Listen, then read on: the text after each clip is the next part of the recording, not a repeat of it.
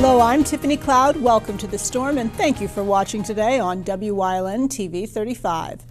Living in northeastern Pennsylvania, well, it can seem winter will never end.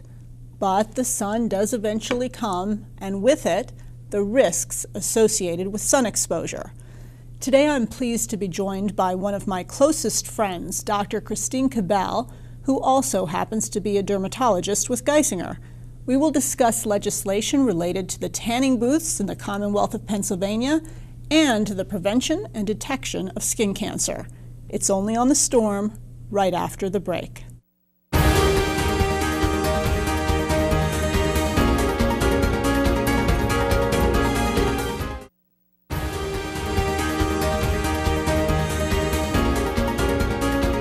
Welcome back to The Storm. Today I'm very happy to be joined by my very good friend, Dr. Christine Cabell, who is a dermatologist with Geisinger. Christine, thank you so much for coming on the show. Thanks for having me. Well, I'm happy to have you. You and I have talked about doing the show for quite some time, and I'm finally glad we were able to get it together with our schedules. I know you're a very busy lady. As are you. Oh, well, but it's important we do this. We're taping the show at a time, a couple weeks after the taping, WYLN is going to be hosting the American Cancer Society Telethon on air.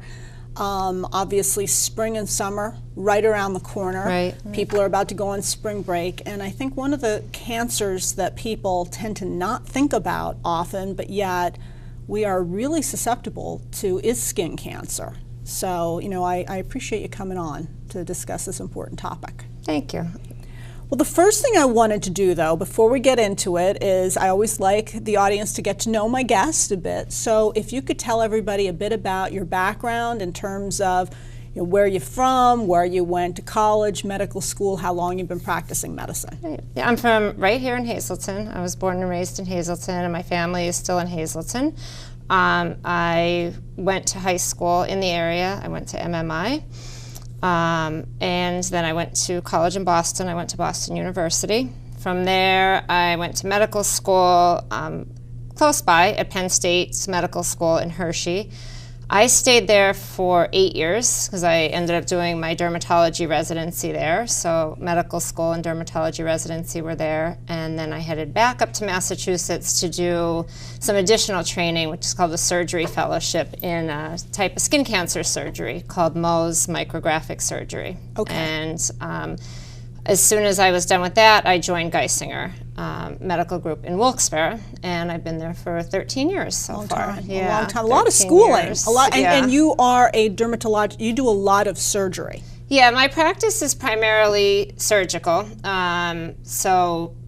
I was originally trained in general dermatology, but then after I went on and finished the additional training, has been my focus since I've been there. Okay, and so obviously with all those surgeries, one of the things that you see a lot of times is people that come in with moles and various marks on their body that they want to get checked out and find out whether they are cancerous or not cancerous. Exactly. Yes. Exactly. But you also do cosmetic work, for the record, for the folks out there. You know, if they want to get their Botox, they can call you. Correct? We do have some a cosmetic clinic in Wilkes-Barre and as well as in Danville. Yeah, and that's a growing area. I know in your field it's a really growing area, and I have yet to go under the needle, but you know, it's probably the time is coming soon, so we shall see. Well, I appreciate you telling us a bit about yourself, and I wanted to start the show. Often I talk about politics on the show, and I would never necessarily think about skin cancer and anything related to politics or legislation, although, quite honestly, more and more it does seem like the medical world and politics are intermingled more than we realize. I understand that that there is a new act called Act 41 that is about regulation as related to indoor tanning or tanning beds in the Commonwealth of Pennsylvania. If you can educate the audience a bit, and as you're doing some education about this, we'll be pulling up some slides just so the folks can get some background on tanning beds. So the issue around tanning beds and the tanning regulation is kind of near and dear to my heart.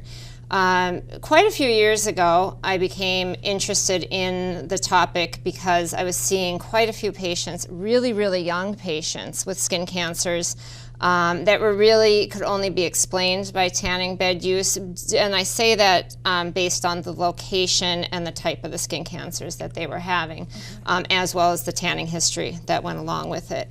And I, at that time, joined an organization called the Pennsylvania Academy of Dermatology because they were, it's a group of dermatologists, obviously, but they were starting to put some work into getting some regulation on the tanning beds in Pennsylvania, okay? So there wasn't any, basically, there before. were not any. Pennsylvania was one state that had no regulation whatsoever to tanning salons or tanning beds. So we've worked really hard with that organization over the last few years, and I'm happy to say that it's now the Tanning Act and no longer a tanning bill because it was passed last year. And we had a lot of great support from the politicians in Harrisburg. We had our representatives were just wonderful. So that did get passed, and what that bill entails is that anyone under the age of 17 is not allowed to use a tanning bed. So it doesn't matter if they have permission, have a signed permission slip, have a parent with them. Under 17, children do not use tanning beds. Okay. Exactly. Age 17 can use a tanning bed with the parent's permission. And 18 and above, obviously, they can, they can do whatever they want. So we're not saying that, tanning beds need to be shut down or anything like that, but we're saying similar to anything else that is a known carcinogen or a known risk, that should be disclosed to patrons that choose to use it. Tanning salons would need to register with the state. And have sort of minimally invasive inspections, but have inspections, and what the inspectors would be looking for are that they're meeting cleanliness standards, which would be important because people are going and tanning bed one after another, and they're sweating. So I mean that's a big issue. Making sure that the bulbs in the tanning bed are emitting the amount of energy that they say that they're emitting, so that when they follow their parameters that they're supposed to follow, it's, I don't want to say safe, but as safe as possible if you choose to tan. So they're inspecting it that way and making sure that they are following protocols. So again, use of tanning beds is a carcinogen. The FDA has classified tanning beds as a carcinogen. But if you choose to tan and you accept that risk, and that risk is put out to you and you choose that risk, you should know that they're going to follow, that a tanning salon is going to follow a protocol that would be the safest as possible for you. So slower, that they take into account your natural skin tone and things like that. Well, and it's important, too, that you're doing this to protect our youth because, when you're young, you do think you know everything. We were young once, younger once too. Yes. and you do. You think you know everything. You don't necessarily understand moderation the way you learn to understand it with age, and you can put yourself in potentially dangerous situations that you wouldn't have put yourself in as you mature. So agreed, and that's what we found out as we got further and further into this. We found out that there was a large part of the population that they were using tanning beds, and they really had not had the awareness or the education as to what the consequences for that could be. Right, they were just thinking of the short-term benefit of getting darker. I think a lot of times they thought it was a lot safer than the sun, and I think that, that's interesting. Yeah, I think that they thought as long as they weren't getting a sunburn, that they were safe. And it's epidemic in our youth, especially in this area. I think with our winters being the way they are, it's sort of a quick boost to feeling better, so to speak. But what happens is our youth start using the tanning beds before they go to prom or before they go to big dances, and they then end up in colleges. If you're on any college campus lately, you notice that tanning beds are everywhere. So they go from using sort of intermittently in high school to using almost on a regular basis through their college years. That's a long time for exposure. Absolutely. That unfortunately can lead to skin cancers that are not easy to treat and are potentially life-threatening. So with that, and with that warning to our youth, we're going to take a break. I remember the times when I went and baked in Crisco right before the prom. Not good. We will be right back on The Storm.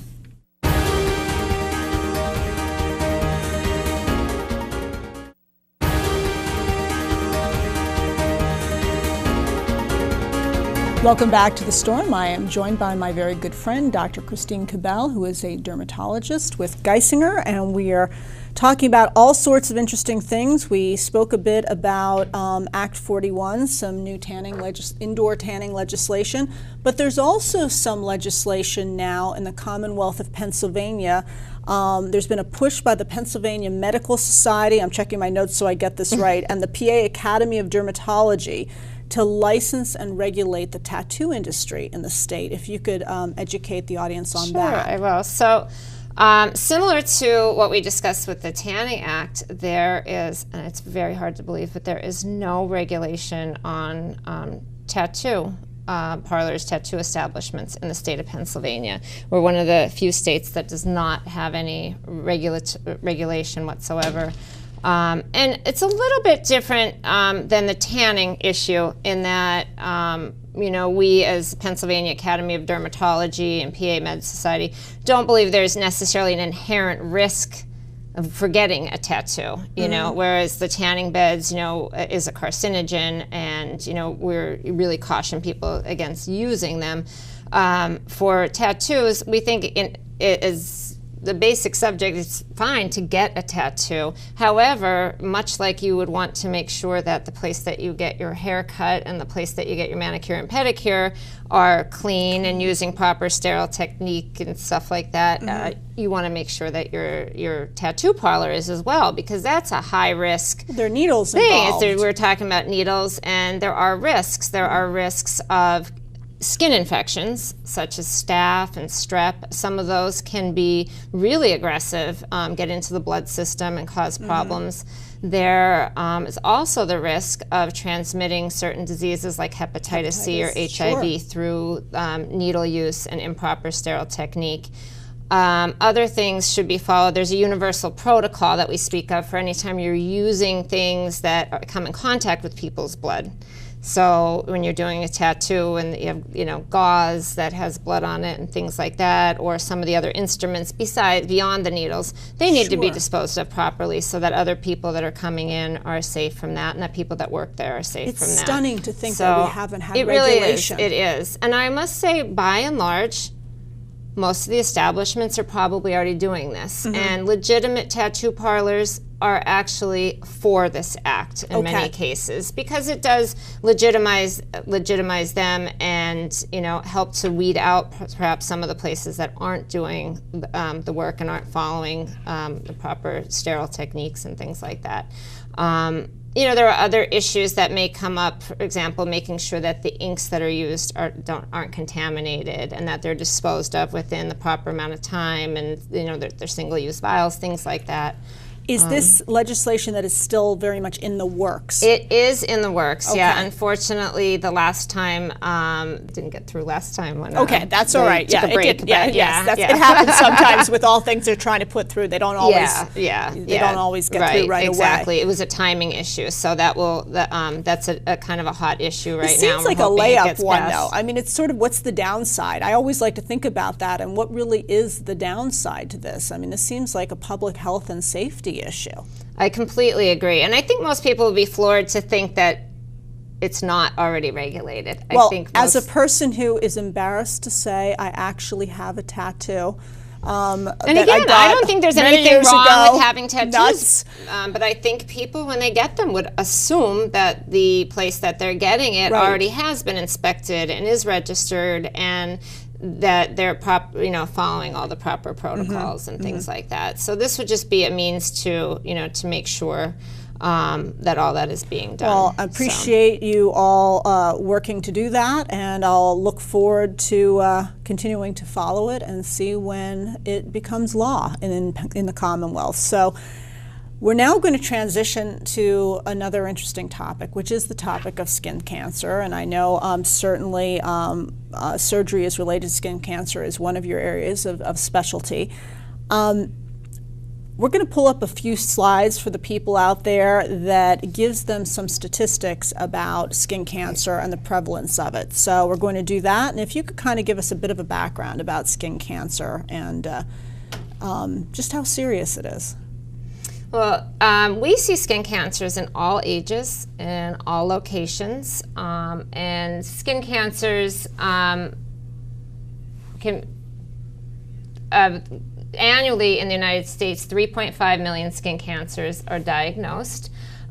Which is a lot. Yeah, so that means like close to half of people who live to age 65, which is, you know, most of us, or greater, will have at least one skin cancer. So, you know, I used to live in Australia many years ago. I lived there for a couple of years, and it was actually one of the top killers of people in Australia, too. Interestingly enough, in Australia, people get a lot of sun exposure because of, you know, beach activities and such, but there was a breach or a hole in the ozone layer over Australia, still is, and that allowed UVC light to penetrate, which is more powerful than UVA and UVB that we're receiving. So it was a national epidemic there, and they took huge steps to protect the population and huge steps in education and sun protection, and it really worked. So they have dropped their rates, you know, of melanoma. I remember when I mean, just to sidebar a second and talking about that, I remember when I moved there and I lived there 2 years, one of the first things that everybody was preaching to me was to protect my skin because of this hole in the ozone layer. So getting back to the United States, though, so it's an issue that can affect up to half of us. Correct. So we need to take it seriously. We're going to go over first a review of the skin for the audience out there. If we could pull up that slide, please. Okay, if you could give us an education on this, doctor. Try to make it as simple as possible. So if you're going from the top to the bottom, the top layers of the skin are the epidermis. So that's kind of like this, that's the skin you see, your pores, the top layers of skin. And as you get deeper, the next layer that's a little thicker is called the dermis. And in the dermis is where you're going to find the bulk of other things in the skin. So you have your sweat glands, you have your hair follicles, you have oil glands that are called sebaceous glands. Nerves, blood vessels are running in that layer. And then your deeper layer is kind of subcutaneous tissue or fat, essentially. There's collagen in there. There's something called fibroblasts that make collagen. And when we talk about skin cancers, the reason there are so many different names for the different skin cancers are because each layer of the skin, or each type of cell in the skin, including layers of the hair follicle, including layers of the sweat gland, including the fibroblast cells that make collagen, every single one of those cells can go awry. Okay. Okay, so they would cause a skin cancer, and that skin cancer would have a different name. So depending upon the layer, layers, the cell type and the is where you get your different names from, and the different cell types. So that's what differentiates them. So they may, you know, certain types are less common. So cancer of the eccrine gland or the sweat gland is a lot less common than skin cancers. Those top layers of skin, which would be more your basal cell, those are or the more squamous common? cell. The basal cell and squamous cell are your most common types of skin cancer. Okay. They're skin cancers of cells that are in that top or epidermal layer. Then we have our pigmented cells. The cells that make pigment are called melanocytes, and they make pigment called melanin, and that's what gives you your skin color, and also that's what's released when you're tanning in order to try to protect the skin a bit. So those cells can become cancerous as well, and that's called your melanoma. So that's where the origin of the melanomas that's the word that are. Often scares a lot of people. Yes. Melanoma is, thank goodness, not the most common type of skin cancer, but it is the deadliest skin cancer, unfortunately. What we are going to do, we're about to go to commercial, and on this final segment, we're actually going to take a look for the audience at different types of moles and different types of marks on the skin. And Dr. Cabell is going to give us an education as to what should be of concern and when, importantly, you should see a dermatologist. So we'll be right back on The Storm after the break.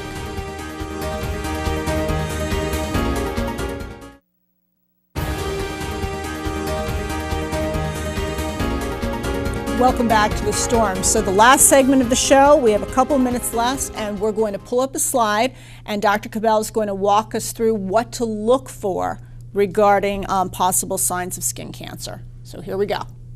So this graphic refers more to the type of skin cancer that would be melanoma or a mole. The medical term for that is a nevus. that sort of doesn't look right and would need to be biopsied. So we talk about the A, B, C, D, E criteria. A would be asymmetry, meaning it's irregular from one side to the other. It's not perfectly round. So asymmetry would be one side. B, the border being irregular. So on the left, you see kind of a rounded border, an even border. On the right, you're seeing a jagged edge border. C would mean the color, refers to the color. So a mole that's really dark, or especially moles that have sort of different areas of color in them, or that one side's darker, or sometimes lighter or pinker. You get some blue discoloration or blue-gray discoloration in moles that are turning into skin cancer. D, the diameter. We like to say 6 millimeters. Anything greater than 6 millimeters, certainly. That's about the size of an eraser on a pencil, should be checked. E is not on the slide, but that refers to evolving. So really anything that's changing. And that's a huge thing that I tell patients. It doesn't really matter what it looks like. If it's growing, if it's changing, if it's hurting, if it's bleeding, if it's itching, you should have it checked. Well, and that's my next question. I've admittedly never gone for a mole check. I'm going to make my appointment after this, I promise. A person goes in for one, and then is it a regular occurrence every so many months or every year, or does it really depend upon factors related to them as an individual? So we'd love to see people for a full skin check, so we could get an idea where they stand and go over their different lesions with them, which they should look for changes in, which are fine. And then after that, we base the frequency with which they need to come back depending on past history of skin cancer, family history of skin cancer, and what they've had. So certainly if they've had a skin cancer before, or if they had moles removed that were precancerous. It's generally, most people that have had skin cancer would be coming back within the year. Certainly people that have melanoma could be as close as 3 months. I thank you so much for coming on the show. It went by far too fast. Folks, fast. wear sunscreen, wear hats, be careful, see dermatologists, get yourself checked. And remember, when you look around and you don't like what you see, don't complain about it, do something about it. And if you go to a tanning salon, make sure they are certified. Thank you for watching.